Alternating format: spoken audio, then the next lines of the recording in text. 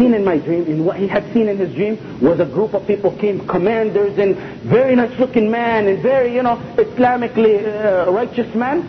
And one of their leaders, their best looking leader, came up to him and said, within one night you're going to take Haram down. And he left.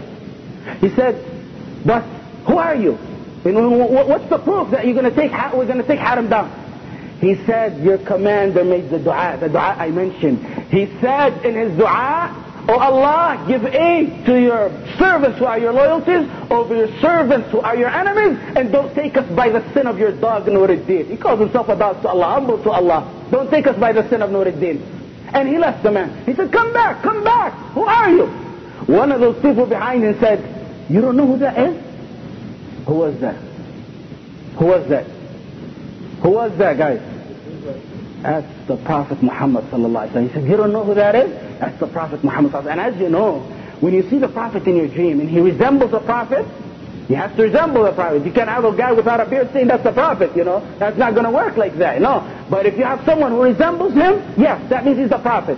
If you see someone who's blonde hair and he tells you I'm the Prophet, that's not the Prophet. That's not the Prophet. But if you see him, and overall, the characteristics of what's in your dream applies to that. The authentic hadith we know, that means what you seen was 100% the Prophet. 100% the Prophet. So he seen the Prophet and he went. And he was stunned at this dream. He wakes up the next morning and he's looking for Nuriddeen. Where's Nuriddeen? Praying. Always praying, Nuriddeen. And he waited and waited until Nuriddeen was done. So Nuriddeen told him, and he said, Nuriddeen, are you done? He said, yes. He said, I had a dream I want to tell you. And he told him the dream. He said, what's the sign? So that scholar, in respect to he didn't have the dua before, but in respect to Nuriddeen, what did he take out? What did he take out?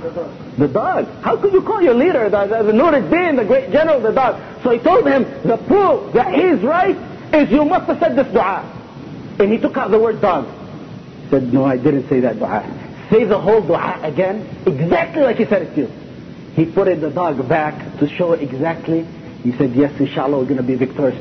Maghrib time, they conquered Haram. Dua to Allah.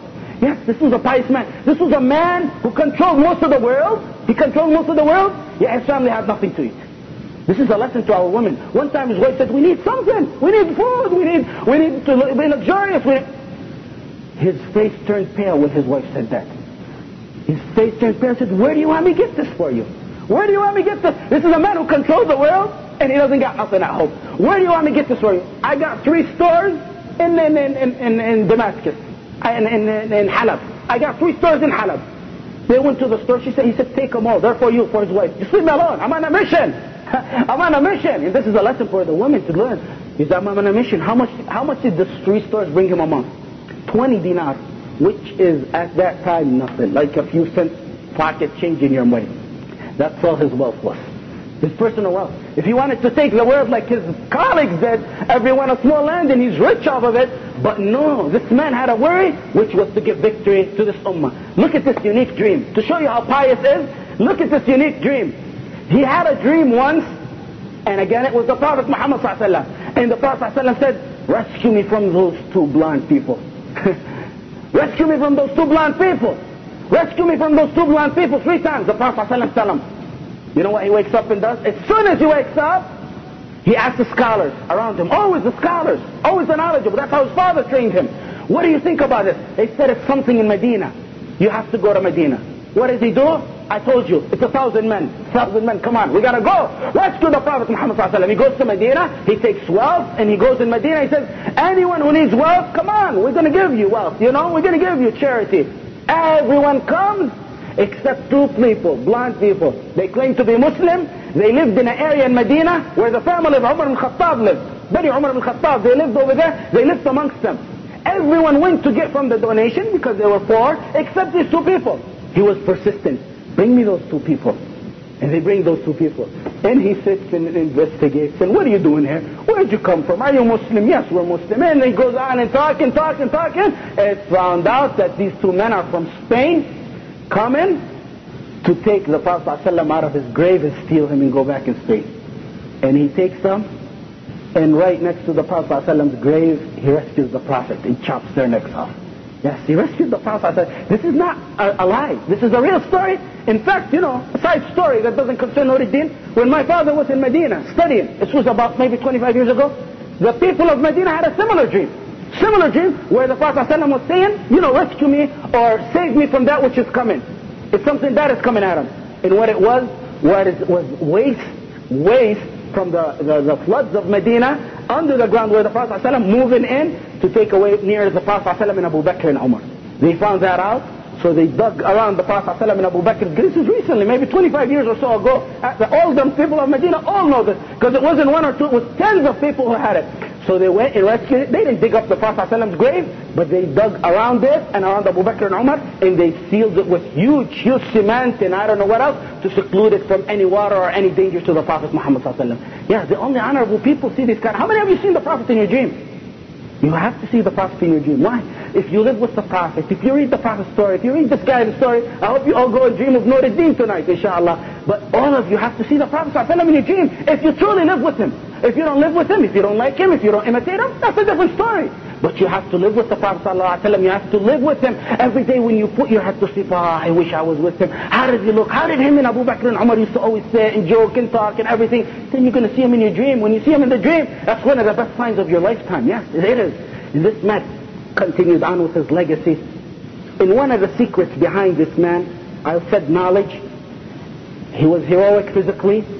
And another thing, and probably the most important thing, someone tell me? I mentioned hints here and there. No, Yusuf, you're always talking about women. This is men legacies, not women legacies. Okay? It's ibadah. Ibn al-Qayyim rahimahullah said, you see people like Ibn Taymiyyah. We may be in the future be talking about Ibn Taymiyyah and some of his students. You see some people who are in the time of Ibn Taymiyyah or similar to Ibn Taymiyyah before or after him, and they're not as popular as him. One of the main important things is like Ibn al-Qayyim said about Nuriddeen. He said his secret was ibadah. This man worshipped Allah. How many of you pray at night like Nuriddeen? Yeah, you may not be able to carry a sword like he did, but how many of you get up at night and pray?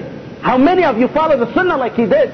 How many of you imitate the Prophet and the Sahaba and love them and feel so agonized about what's going on to this ummah? That's under your control. There may be things not under your control, but there's things under your control. How many of you feel that? You know how his daily schedule was? He go after Isha, he doesn't talk to no one unless it's a necessity. Just like the Prophet ﷺ. He goes after Isha and sleeps. Middle of the night, he wakes up. That's all he sleeps. Maybe what it would be, a few hours. He gets up.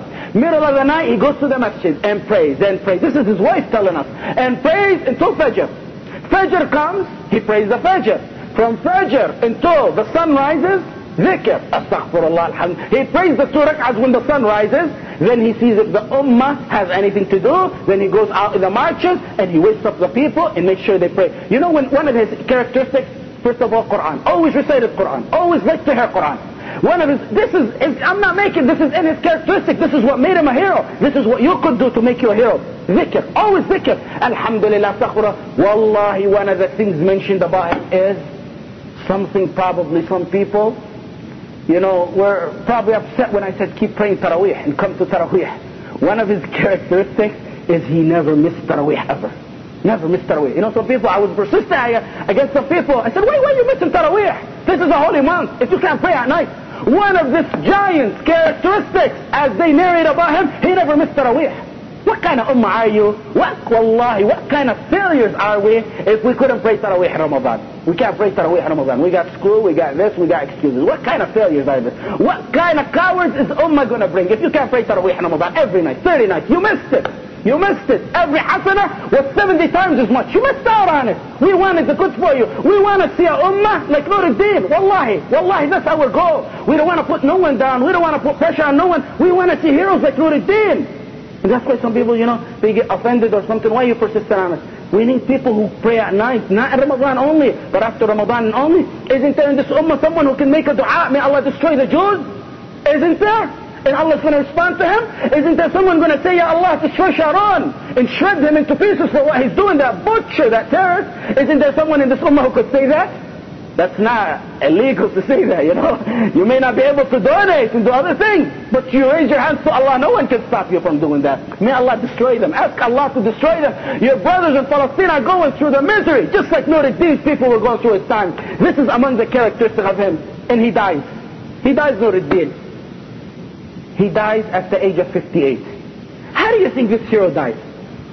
How do you think this hero dies who took down 50 qila' and stopped the spread of the Crusaders and the Romans from the other side and destroyed the hypocrites and united the world? How did this hero die? How? How? Jihad? No. He died like everyone who runs to death dies. Death runs away from him. He did it. He's going in the battlefield. He wants his wish. His wish. You know what? They caught him asking Allah one time. One of his advisors narrates, he said, I seen him asking Allah that the animals, the